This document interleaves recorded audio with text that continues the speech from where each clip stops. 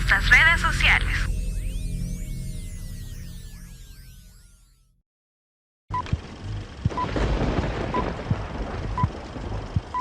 A continuación, palabra de Dios.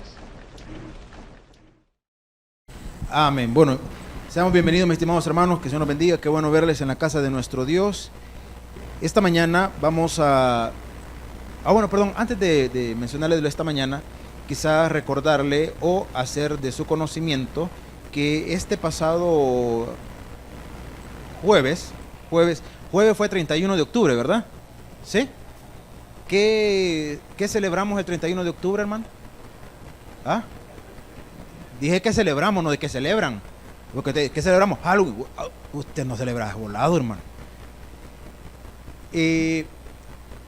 Hasta ha habido, si no me equivoco, al menos así apareció en algunas noticias, hasta ha habido un decreto legislativo que estableció que el 31 de octubre o cada 31 de octubre se establece como el día de la celebración de la Reforma Protestante, se le llama. Entonces los cristianos, al menos aquí en El Salvador, ¿verdad?, no celebramos Halloween.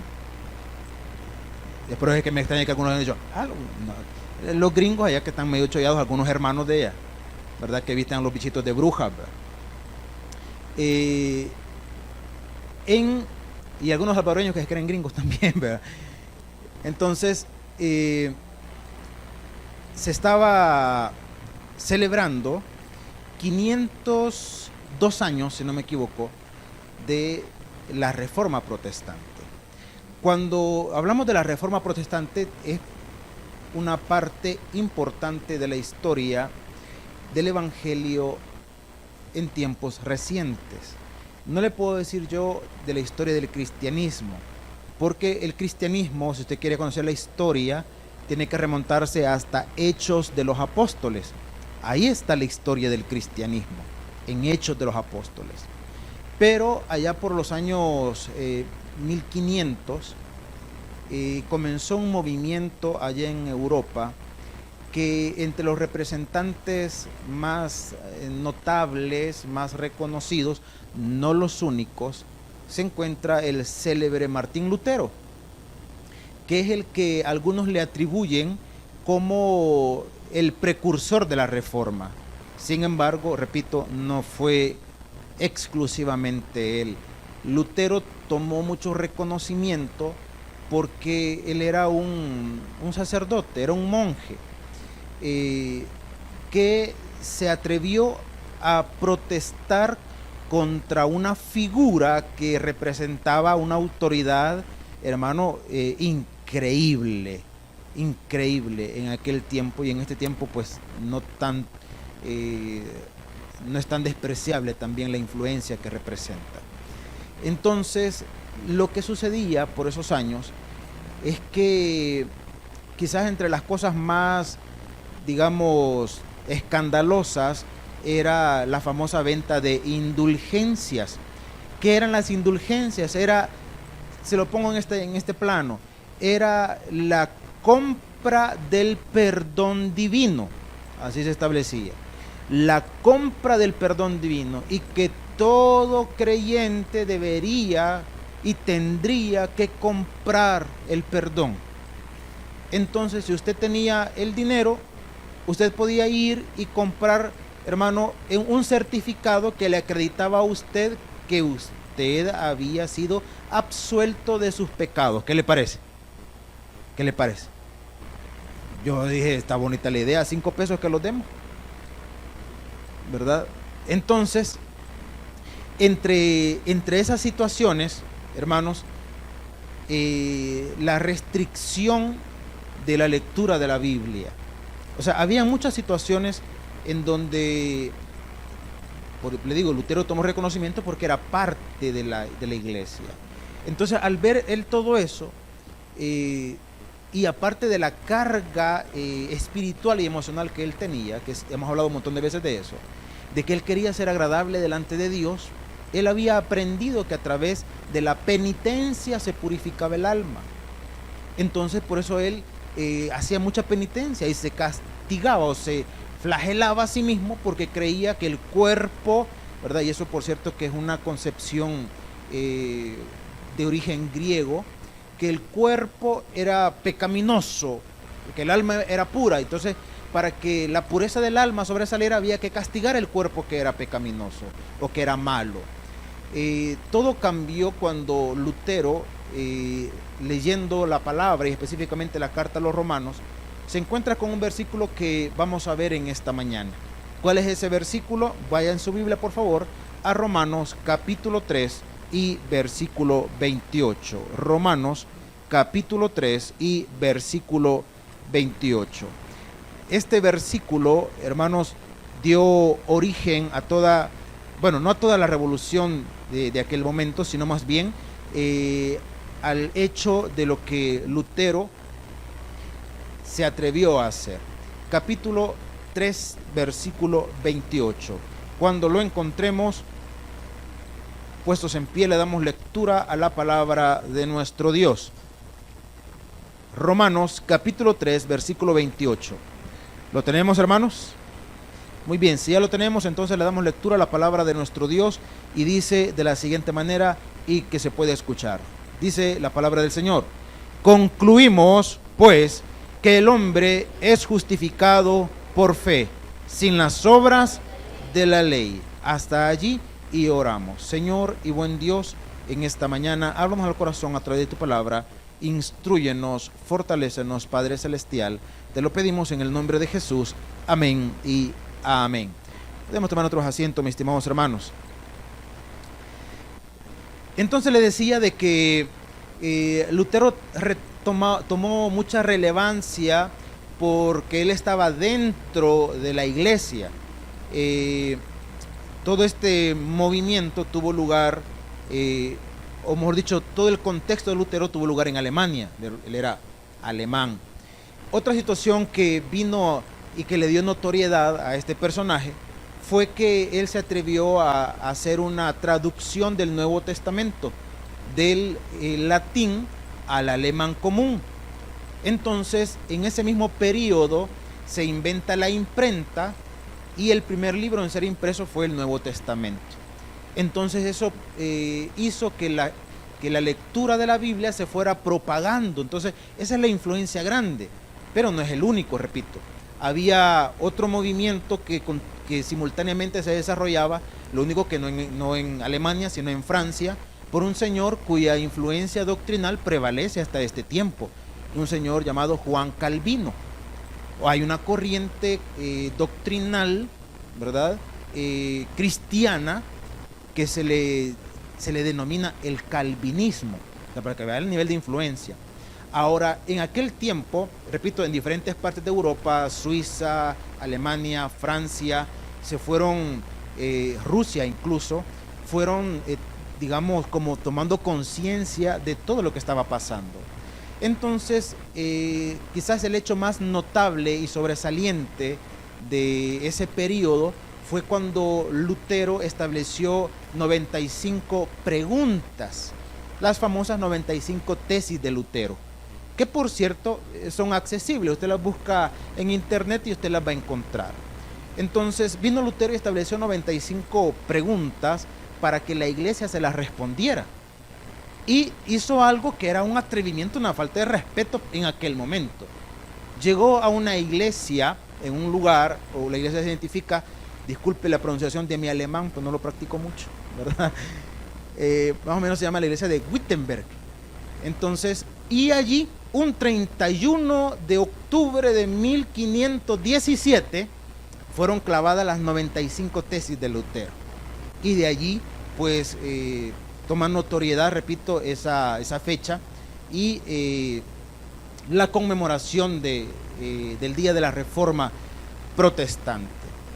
En aquel tiempo era necesario forjar una identidad, y hace un par de semanas yo le hablaba de esto, y de ahí les decía, vamos a retomar una vez más, porque hace un par de años hablamos de esto, vamos a retomar una vez más aquello que le dio identidad al cristianismo.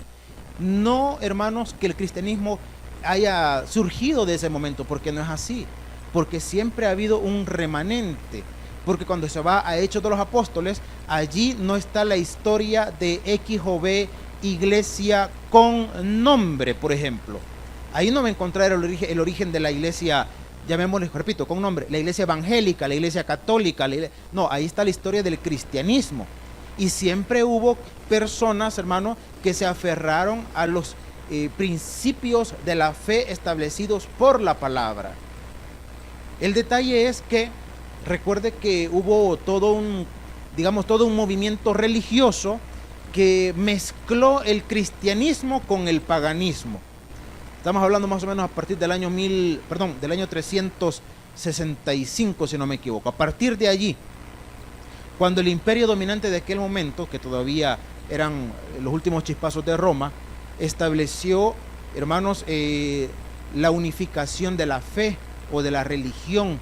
Por eso el nombre, ¿verdad?, de universal, porque se constituyó como la religión oficial del imperio, que fue una mezcla entre los principios cristianos o la doctrina cristiana y el paganismo, para no quedar mal ni con los unos ni con los otros. Entonces, ahí hubo, digamos, una serie de situaciones que extravió a muchos de la fe, pero siempre, repito, hubo un remanente fiel. Entonces los cristianos, estamos hablando a partir de ya de 1500 o 1517 en adelante, establecieron 5 principios doctrinales fundamentales que la iglesia cristiana iba a sostener. Y de ahí el nombre, desde aquella época hasta el día de hoy, hermanos, que se les denomina las 5 solas. Por eso es que la primera vez que les iba a hablar de las 5 solas les dije, no son 5 bichas que andan por ahí deambulando, ¿verdad? Sino que son 5 principios doctrinales con fundamento bíblico, que fue, escúcheme bien, la concepción doctrinal de los creyentes de hace más de 500 años, o de 500 años atrás, que sigue estando, hermano, vigente hasta el día de hoy. Ojo con esto, hermanos, la doctrina no es cambiante ni evolutiva. La doctrina no cambia, las corrientes religiosas cambian. Eso cambia. Las corrientes religiosas, las prácticas religiosas de algunos cristianos de hace 10, 15, 6, 8 años es diferente a la práctica religiosa de los creyentes de nuestro tiempo. Hay una evolución en la práctica, pero en la doctrina no debería de ser. En la práctica religiosa, por poner un ejemplo, no es lo mismo hablar de los ritmos en cuanto a la alabanza de hace 25, 30 años que los de hoy en día. Nada que ver. Y no estoy diciendo que la alabanza sea degenerado, no es el punto ese en este momento. Pero hace 30 años el único ritmo cristiano, óigame bien, cristiano, ¿cuál cree que era? Los boleros, hermano, las guitarras, era el único ritmo santo. Porque hay que iba a haber cumbia cristiana, ni que se le ocurra, mucho menos reggaetón, ¿verdad? Ni que se le ocurra. Sin embargo, ahora se ha ido abriendo campo, pero esas son prácticas, corrientes religiosas o doctrinales, religiosas, no cristianas, no bíblicas, religiosas, en donde cristianos de hace 10 años, 12 años, 15 años, si algunos que ya eran creyentes en ese tiempo recordarán, cuando se puso de revuelo y de moda los dichosos encuentros. Hermano, eso vino a ocasionar un revuelo no solamente en el país, en Latinoamérica, en donde incluso congregaciones terminaron separándose de sus organizaciones por esa situación, por esa práctica. Ahora han pasado ya 15 años. ¿Dónde están los encuentros ahora? Ya no hay, ya no pegó. Ahora hay que buscar otra tendencia. Eso es cambiante. La doctrina no. La doctrina bíblica, los principios siguen siendo los mismos. Siguen siendo los mismos. Por eso le dije, el cristianismo, la historia del cristianismo, hermano, no comienza allá por los 1500. El cristianismo, desde el libro de Hechos de los Apóstoles, siempre ha estado. Entonces, la primera de estas 5 solas, hermano, tiene que ver con la fe. ¿Por qué se habla de las 5 solas? ¿O por qué se le denominó así? Porque se le llamó, por ejemplo, la primera de ellas que vamos a hablar, la sola fe. ¿Qué tiene que ver la sola fe? Le dije que en la carta a los romanos, también en el libro de Habacuc, si no me equivoco, o Joel, no recuerdo muy bien, es donde Dios estableció, hermanos, mas el justo, ¿qué dice? Por la fe vivirá. Y Romanos habla acerca de la fe y de la justificación. Cuando habla de Abraham, dice, y fue justificado Abraham por la fe, y le fue contado por justicia. Entonces eso fue cambiando mucho, hermano, la mentalidad de este personaje, retomando el caso de Lutero. Si nos vamos al caso nuestro, hermano, nos vamos a dar cuenta que, dice la palabra, sin fe es imposible, ¿qué? Agradar a Dios. Entonces un principio fundamental del cristianismo es la fe. Cuando hablamos de la fe o de la sola fe, hermanos, implica nuestra fe puesta ¿en quién? En Jesucristo. Porque hay gente que dice, no, pues hay que tener fe. No, hermano, no hay que tener fe, hay que tener fe en Jesucristo. Ya les he comentado que alguien me dijo una vez, no, mire, y hablaba acá de la iglesia, me decía, no, mire, yo veo que ahí acá en la iglesia, me dice, o en su iglesia hay varios jóvenes, eso es bueno, porque los jóvenes necesitan creer en algo, no importa en qué, con tal que tengan fe. Y le decía, no es así. ¿A usted habrá escuchado alguna vez a alguien que le dice, mire, si usted le pone fe, qué sé yo, a una piedra, ¿verdad? A un vaso con agua. Esos son los brasileños aquellos, hermano, ¿verdad? Tome un vaso con agua, le dicen. No es en qué, vamos a, no solo tener fe, perdón, es quién es el objeto de nuestra fe. Entonces, la sola fe puesta ¿en quién? En Cristo Jesús. Por eso la palabra dice, una vez más, versículo 28, dice, concluimos, valga la redundancia, el apóstol Pablo dice, mire, la conclusión es esta. Concluimos pues que el hombre es justificado por fe. ¿Qué dice? Sin las obras. ¿Cuál era el conflicto? ¿Cuál era el conflicto de Lutero y de muchos creyentes de aquella época y creyentes de nuestra época? ¿Cuál es el conflicto? Hermano, donde creen que a través de su esfuerzo humano, físico, terrenal, pueden agradar a Dios. Los cristianos o los creyentes, perdón, de aquel tiempo creían mucho en la penitencia o en las penitencias. Nosotros somos cristianos ahora y nosotros no creemos en las penitencias, supuestamente. Pero a veces creemos que a través del ayuno podemos torcerle el brazo a Dios. Y yo no estoy en contra del ayuno. Algunos de nosotros lo necesitamos, hermano. Lo necesitamos. No estoy en contra de eso. Lo que sí estamos en contra es de entender o interpretar el ayuno de forma religiosa y no cristiana y no bíblica. Ese es el problema. Entonces, cuando hay personas que creen que por el hecho de aguantar hambre y proyectar dolor, sufrimiento, sacrificio, van a poder agradar a Dios, ese es un problema. Ese es un problema. La Escritura dice, váyase siempre a Romanos, pero ahora al capítulo 5. Capítulo 5, versículo 1. Vea usted cómo la palabra desarrolla el obrar de la fe para estar en paz con Dios. Capítulo 5 de la epístola a los Romanos. ¿Lo tenemos? Dice la Escritura. Dice la Escritura. Juntos lo leemos. Justificados, pues, por la fe, tenemos paz para con Dios por medio de nuestro Señor. Hermano, la palabra justificado, hemos hablado en varias oportunidades, es ser declarado inocentes siendo culpables. La justificación es así. La justificación implica de que delante de Dios, hermano, yo no tengo argumento. No hay argumento que valga delante de Dios para yo poderme presentar justo delante de Él. Yo no puedo delante de Dios venir y alegar ignorancia. Señor, yo no sabía que esto era pecado. Señor, yo nunca me di cuenta que te ofendía a través de esta acción o a través de este pensamiento. Yo no sabía que esto te ofendía. Delante de Dios no podemos alegar ignorancia. No se puede. Ahora alguien dirá, entonces estamos condenados todos. Es que así estábamos, hermano. Por cuanto no hay justo ni tan siquiera uno. Es que estábamos condenados. Por eso es que venimos nosotros, hermano, y no nos presentamos con nuestros argumentos, no me presento con mi justicia, sino que por la fe asumo lo que Cristo hizo en la cruz del Calvario, que fue perdonarme mis pecados, y con las obras de Cristo yo me presento delante de Dios. ¿Con la obra de quién? De Cristo. con Él. Por eso dice, justificados pues por la fe, yo he creído en lo que Él hizo por mí. Y como he creído en lo que Él hizo por mí, yo me puedo presentar justo delante de Dios, repito, no con mis méritos, sino con los méritos de Cristo. Entonces, eso es lo que los creyentes desde aquella época comenzaron a predicar. Comenzaron a decir a la gente, mire, usted no se puede salvar solo. Usted no puede comprar el perdón, usted no puede comprar la justificación. El ser humano no lo puede absolver de sus culpas. Hermano, yo lo puedo disculpar de las ofensas que a mí me ha hecho, pero yo no lo puedo perdonar a usted de las ofensas que usted le ha hecho a Dios.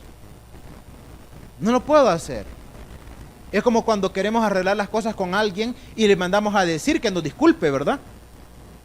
Mire, yo me peleé con mi amigo, me peleé con mi amiga, con mi mamá o con quien sea, y ocupo la figura de alguien y le digo, mira, anda a decirle que me disculpe.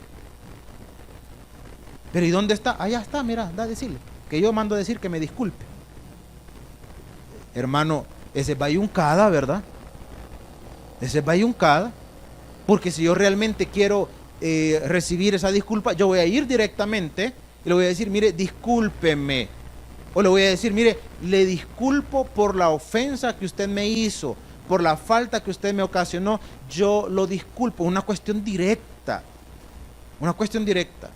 Ahora, hermano, el ser humano o ninguna institución terrenal puede venir y absolverlo a usted de alguna culpa, de algún pecado. El hecho de que vamos a decir, hermano, venga, mire, vamos a orar para que Dios lo perdone. No, yo no puedo venir a decirle eso, hermano. Vamos a orar y usted va a confesar con su boca, como dice la palabra, ¿verdad? Que Jesucristo es el Señor. Usted va a confesar y le va a decir que le perdone de sus faltas. Usted va a venir delante de Dios para que ¿quién lo perdone, hermano? ¿Quién lo justifique? Dios. Dios. ¿Cuál es el elemento esencial? La fe. Por eso es que siempre le decimos cuando le hablamos a alguien de Cristo, mire, si usted lo cree es una verdad y si no, simplemente no ha pasado nada. No ha pasado nada. Entonces la Escritura dice, váyase a Efesios por favor, capítulo 2, versículo 8. Ya muchos conocen este versículo, especialmente los que van a evangelizar. Capítulo 2, versículo 8. La sola fe, estamos hablando de la primera de las 5 solas. La sola fe, capítulo 2, versículo 8 y versículo 9. Capítulo 2 de Efesios 8 y 9. ¿Lo tenemos, hermanos? ¿Lo tenemos? Muy bien, dice la palabra. Porque por gracia sois salvos por medio de la fe. Y esto no de vosotros, pues es un don de Dios. Como dice el 9, no por obras, para que nadie... ¿Cuál era el conflicto de aquel tiempo y por qué se estableció la sola fe? Porque, hermano, el creyente tenía a través de sus obras que ganarse el perdón o ganarse la salvación, o si usted lo quiere ver en un término un poco más popular, ganarse la entrada al cielo, ¿vale? ¿A través de qué? De lo que iba a hacer o de lo que podía hacer, mis estimados hermanos, y eso se promueve hasta el día de hoy. Hasta el día de hoy. Y la influencia ha sido tan fuerte que aún cristianos todavía creen que se tienen que ganar, hermanos, se tienen que ganar, repito, en palabras populares, la entrada al cielo. Mire, ¿y por qué usted hace esto? ¿Por qué se involucra en esto? ¿Por qué hace aquello otro? Algunos nos dicen por gratitud, por amor, por el llamado que Dios hizo a mi vida. Algunos dicen, porque yo quiero ganar bendición. Porque uno tiene que hacer algo. Hay creyentes, hermanos, que están o que escuchan un mensaje de salvación, escuchan la confrontación del perdón y del cielo y de la condenación. Y muchas veces, hermanos, creen que a través de lo que van a hacer o de lo que están haciendo, que eso tal vez los hace llegar al cielo.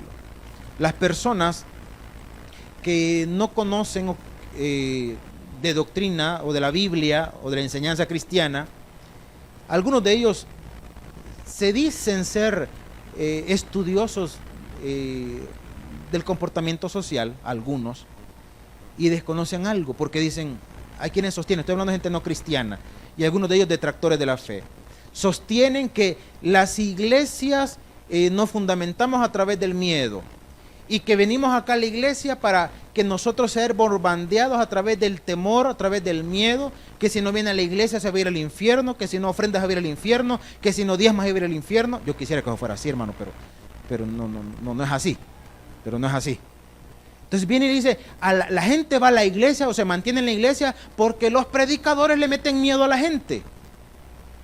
Hermanos, yo esperaría que a estas alturas usted entienda que usted no viene aquí para ser infundido a través del miedo o que su conducta se rija a través del miedo.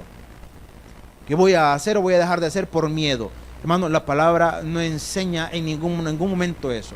La Biblia dice que somos salvos por medio de la fe, no por obras. No por obras. Y viene el conflicto de la carta de Santiago. La Biblia dice que la fe sin obras es muerta. Porque aún los demonios creen, dice, y tiemblan, ¿verdad?, delante de Dios. ¿Cómo vamos a armonizar cuando Efesios habla de la fe, hermanos, sin obras para salvación, y Santiago hace mención de las obras? Ya en algún momento lo hemos explicado y vale la pena que usted lo recuerde. Tanto Romanos como Efesios habla de la fe para salvación. Y Santiago habla, hermano, de las obras, escúcheme bien, como evidencia de nuestra salvación. La fe puesta en Jesucristo nos da salvación, perdón de pecados, vida nueva. La vida nueva se va a manifestar a través de los cambios que el Espíritu Santo va a producir en nosotros.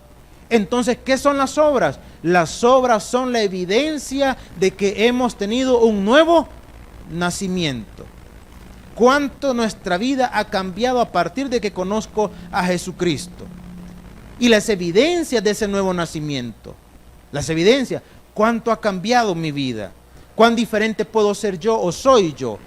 No porque yo reprimo mi comportamiento, sino porque Dios ha cambiado esa condición en mí. Mire, ¿y usted por qué no es mal hablado? ¿Por qué no es malcriado, como decimos? Porque me da pena que van así, se me digan los hermanos.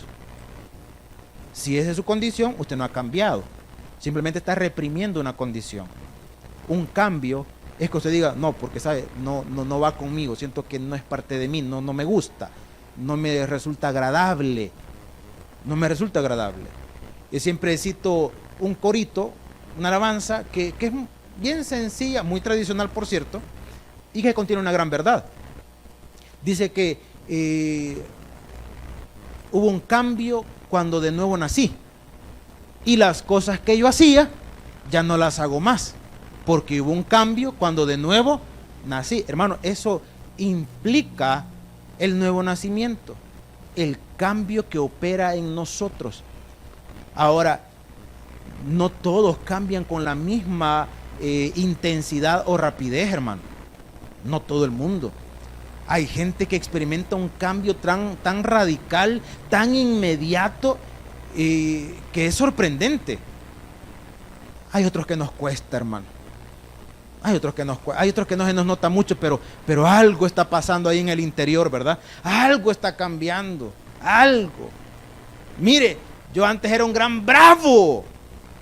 Yo siempre he dicho, pastor, bravos son los, exacto, por eso le digo yo, y siempre damos la aclaración. Y hoy ya no es bravo, ya no es brava. No, ¿qué es ahora? Enojado. Va, está cambiando. Está cambiando. Está cambiando. Hermano, y efectivamente la palabra enseña, por sus frutos los conoceréis. Pero esa es la evaluación, digamos, humana. Esa es la evaluación humana. Porque en la evaluación espiritual, o la evaluación del interior del individuo, siempre hemos dicho y enfatizamos, esa la hace Dios. Esa la hace Dios.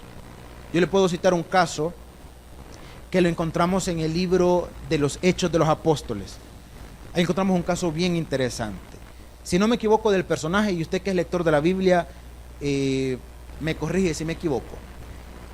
La Escritura dice que andaban los discípulos predicando, no recuerdo si andaba Pedro, Bernabé sí recuerdo que andaba allí, y se convirtió un hechicero, Bar Jesús, si no me equivoco, se convirtió un hechicero y andaba con ellos, hermano, y en ese lugar donde se convirtió este hechicero, dice que voy a hablar de la comunidad, toda la comunidad se convirtió y los hechiceros vinieron y agarraron sus libros paganos y los quemaron, y ahí menciona hasta el valor de todo lo que fue quemado, el valor económico.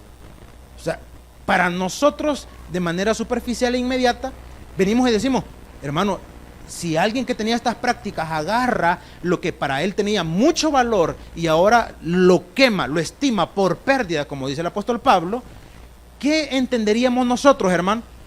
Que definitivamente esa persona ha cambiado.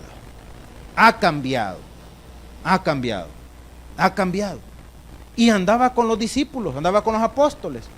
Y de repente, hermano, ellos estaban orando por unos, llamémosle recién convertidos, y en ese momento, estamos hablando en el contexto de Hechos de los Apóstoles, en ese momento, como evidencia de que realmente el Espíritu Santo había venido a la vida de las personas, había ciertas manifestaciones. Una manifestación extraordinaria de que el Espíritu Santo había venido era hablar en otro idioma, en otras lenguas,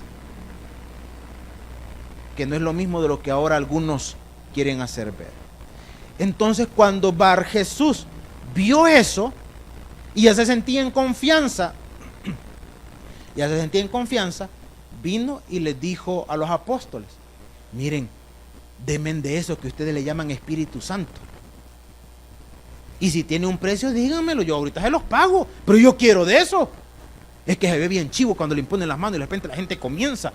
Yo quiero de eso. Y como me quedé sin trabajo, ¿verdad? Porque ya no soy hechicero, ahora puedo ser, qué sé yo, exorcista. Había el oficio de exorcista, hermano. Había el oficio de exorcista. Así como había el oficio de las lloronas. Ya saben de eso, ¿verdad? Entonces había, o sea, son oficios de aquellos tiempos, que valdría la pena innovarlo en este tiempo con un plus adicional, ¿verdad? Sería bueno. Entonces, hermano, cuando los discípulos identificaron esa condición en este personaje, le dijeron, tu dinero perezca contigo, porque no eres parte de esto. Lo voy a poner en otras palabras, porque estás buscando el interés material, el interés económico. Entonces, evaluémoslo de una forma tan sencilla. ¿Bar Jesús experimentó un cambio, sí o no? De una forma simple, la respuesta es sí, hermano. Quemó los libros, andaba con ellos.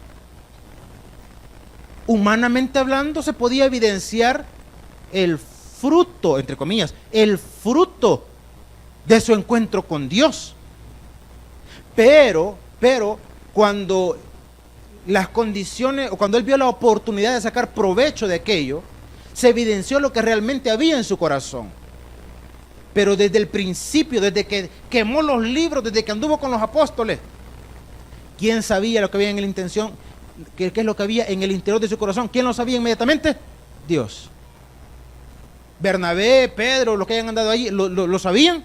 No, lo identificaron hasta después. Por eso es que hay una diferencia entre reprimir el comportamiento y el cambio, hermano, en la vida de la persona, en la vida del individuo. Reprimir el comportamiento es simplemente guardarme las espaldas de que los demás no me vean. Reprimir el comportamiento es simple y sencillamente, hermano, proyectar una condición para hacer ver que a mí me es aberrante, que a mí me es escandaloso, para ocultar la condición que hay en mí. Me escandaliza el pecado porque no quiero que se enteren del mío, porque no quiero que evidenciar el mío. Entonces me escandalizo de eso. Pero quien realmente evalúa el cambio, ¿quién es? Es Dios. Es Dios. ¿Y cómo se produce ese cambio? A través de un encuentro sincero con nuestro Señor Jesucristo. ¿Y cómo establezco ese encuentro sincero con Él? A través de la fe. O pongámoslo en el término apropiado, a través de la sola A través de la sola fe, sin intermediarios. La carta a Timoteo dice, porque no hay otro mediador entre Dios y los hombres que Jesucristo, hombre. Y en el Evangelio de Juan 14:6 dice, yo soy el camino, la verdad y la vida. Entonces, la sola fe puesta en Jesucristo es lo que efectúa ese cambio. Por eso, hermano, se promulgó este principio, el principio de la sola fe. Ahora, vamos a la segunda, que medio lo vamos a dejar comenzada. A la segunda de las 5 solas. Ahora, había que tomar en cuenta en aquel tiempo, hablamos de la fe. Ahora, pero ¿dónde está, digamos, lo que iba a formar, como por decirlo de esta manera, lo que iba a formar nuestra figura de autoridad? Porque en aquel tiempo la figura máxima de autoridad, a tal punto que se reconocía como una persona que no se equivocaba, era la figura del Papa. El Papa era alguien que en sus decisiones era perfecto, era inequívoco, infalible es la palabra que se utilizaba, la infalibilidad del Papa. En los tiempos recientes hubo, digamos, porque eso se sigue manteniendo, hermano, pero hubo llamémosle un pequeño cambio, y dijeron, no, el hombre es infalible en términos doctrinales, ya no en todas las cosas, no, en la doctrina es infalible, no se puede equivocar, no se equivoca, es infalible. Entonces, la figura máxima de autoridad era eso, para que las personas no tuvieran acceso libre a la escritura, porque la escritura no podía ser leída en aquellos tiempos se le llamaba el vulgo. ¿Quiénes era el vulgo? Era el pueblo. En una palabra más contemporánea para nosotros, exacto, ¿verdad? Entonces, qué sé yo, póngale palabras bonitas, técnicas, cariñosas, la majada, la gatada, ¿verdad? Y todos nosotros. Entonces, no tenía acceso, pero para que tuvieran de alguna manera un fundamento para creer en algo, se crearon las famosas encíclicas. ¿Qué eran las encíclicas? Eran como unos postulados o unos tratados que se establecían desde el Vaticano como normas de fe. Como normas de fe. Lo que ahí decía era bajo lo que tenía que regirse la iglesia o los creyentes de ese momento. Hasta el día de hoy existen las encíclicas papales. Existen. Y en cierta forma rigen la dirección de la iglesia, en cierta forma. Y reconocen como autoridad, escúcheme bien, reconocen como autoridad la Biblia, reconocen como autoridad las encíclicas papales y reconocen como autoridad al mismo Papa. Ahora, el creyente, o pongámoslo en este caso, el cristiano, reconoce como autoridad máxima una tan sola figura. ¿Cuál es, hermanos? La Biblia. La Biblia. La Biblia. Por eso se estableció para nosotros lo vamos a postular la segunda de las 5 solas, la sola escritura. Dice la Biblia, váyase por favor a Gálatas, capítulo 1, versículo 6, Gálatas, ahí cerquita estábamos, ¿verdad?, de Efesios. Gálatas, capítulo 1 y versículo 6.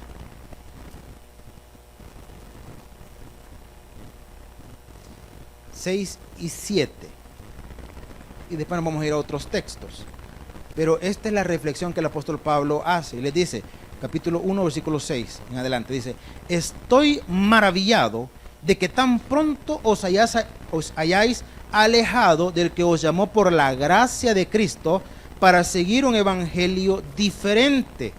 No que haya otro, sino que hay algunos que os perturban y quieren pervertir el evangelio de Cristo.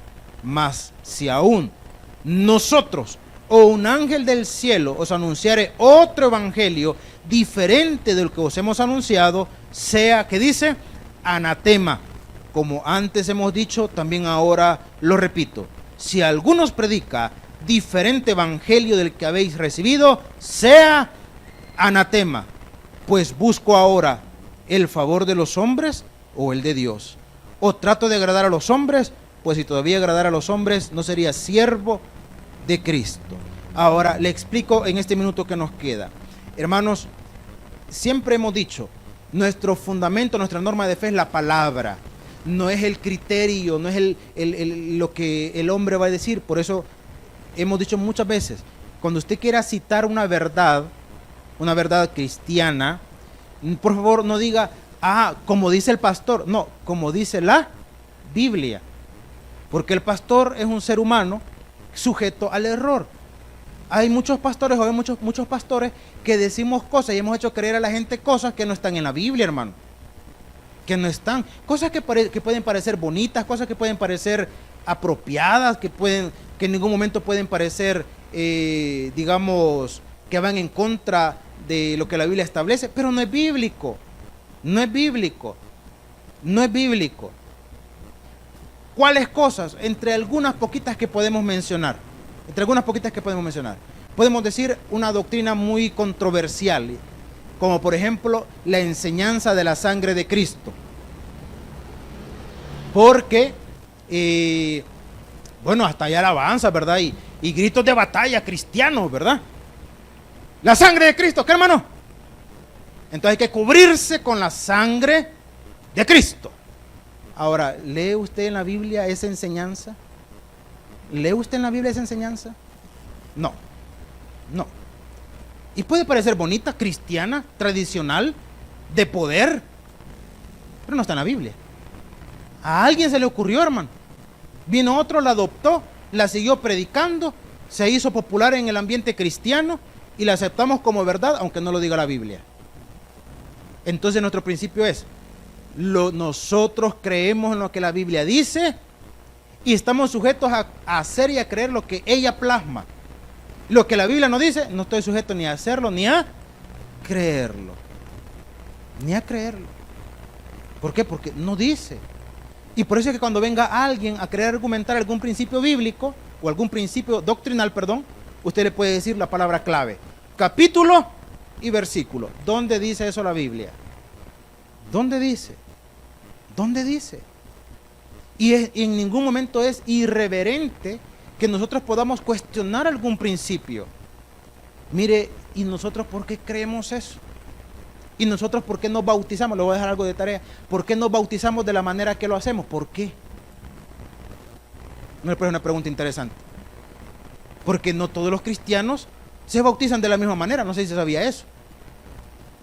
Hay iglesias cristianas, denominaciones, que no se bautizan como nosotros lo hacemos. No estoy seguro si son los presbiterianos, una denominación cristiana. No estoy seguro si son los presbiterianos o alguna otra denominación, no recuerdo, que ellos se bautizan por aspersión. ¿Qué es aspersión? Por chorrito, vaya. Se bautizan así. Y son cristianos, hermano. Son cristianos. Creen en la salvación, en Cristo Jesús, en su sacrificio, en la resurrección, y son cristianos. Ahora, nosotros no nos bautizamos así, nos bautizamos por inmersión. Pregunta, tarea, reflexión. ¿Cuál es la forma correcta de bautizarse? Respuesta, forma correcta de bautizarse en el nombre del Padre, del Hijo y del Espíritu Santo. Así dijo Jesucristo, Mateo 28. Lo demás, acérquese y pregunte. Mis estimados hermanos, la sola Escritura fue el segundo principio para determinar que los creyentes, hermanos, nos sometemos bajo la autoridad máxima de Dios a través de su palabra. Y creemos lo que la Biblia dice. Y lo que la Biblia no dice ni enseña, no estamos sujetos ni a hacerlo ni a creerlo. Así es que quedamos en capítulo para las siguientes 3, hermano. Las otras 3 son las que nos hacen falta, ¿verdad? Así que en esta mañana, denle un fuerte aplauso a nuestro Padre Celestial. Vamos a orar. El predicador ha terminado su mensaje. Es tiempo de que recibas a Jesús como tu Salvador personal. Ora conmigo de la siguiente manera. Señor Jesús, yo te recibo hoy como mi único y suficiente Salvador personal. Creo que eres Dios, que moriste en la cruz por mis pecados y que resucitaste al tercer día. Me arrepiento, soy pecador. Perdóname, Señor. Gracias doy al Padre por enviar al Hijo a morir en mi lugar. Gracias, Jesús, por salvar mi alma hoy en Cristo Jesús, mi Salvador. Amén. Bienvenido a la familia de Dios. Ahora te invitamos a que crezcas en el conocimiento de las Escrituras. Congrégate con nosotros. Estamos ubicados en kilómetro 6,5, carretera a Los Planes de Renderos.